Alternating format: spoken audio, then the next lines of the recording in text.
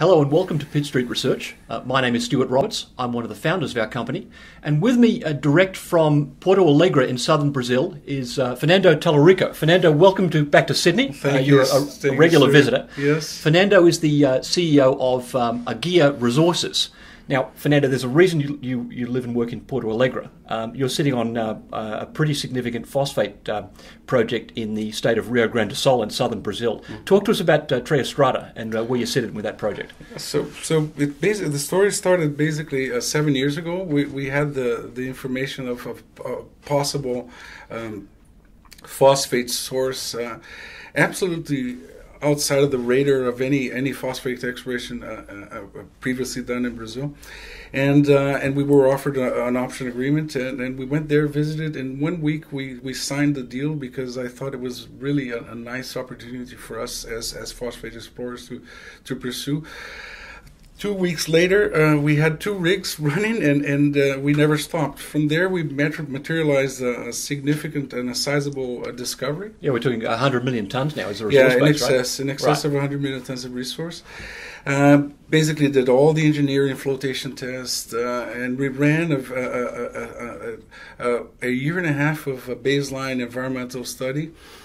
And that ultimately resulted in our permitting that came in mid-September. Right. Now, you completed your bankable feasibility study March of last year, but you're now thinking about a slightly different strategy that was envisaged in the BFS. Talk to us as much as you can about that. Yes, Stuart, what happened is the commodity price, for several reasons in the market, is declining.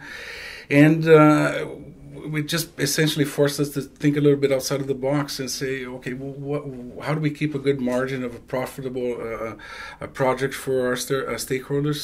So in the direct application is really picking up in Brazil.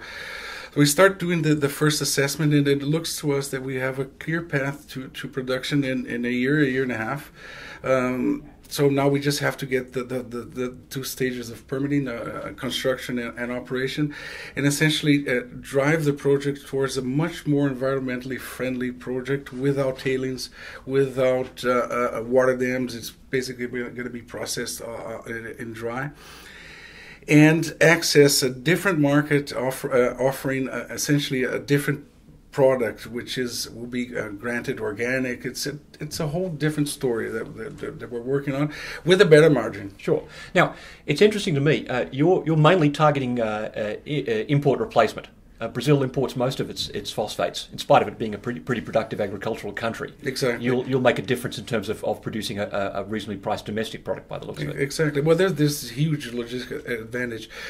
Brazil, the bulk of the country, it imports basically 50, 55, 60, depends on the year, percent of all this phosphate needs. But the existing production is all north from Rio Grande. So the state of Rio Grande, which is the southernmost Brazilian state, it has a heavy agricultural industry and 0 sources of phosphate. Everything comes from either northern Africa or around from Peru. So we're going to be the only domestic source for a state that's almost the size of France. Sure.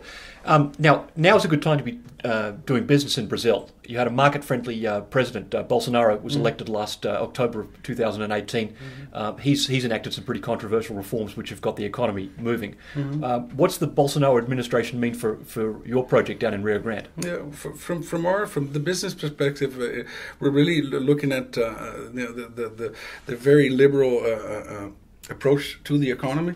We're looking at the lowest interest rate and the story of the country, the lowest inflation in the past 21 years, and a very pro-market attitude from the Minister of Finance. So, and actually, this came coupled with pension reform. So the economy is opening up, and it's becoming more and more attractive. Not that it wasn't in the past, but it's just becoming a better environment. Okay. So it sounds like you're coming up to a pretty exciting 2020. Fernando Exactly. Tallarico, good luck for the next stage of the journey. Thank you for having us. Thank you.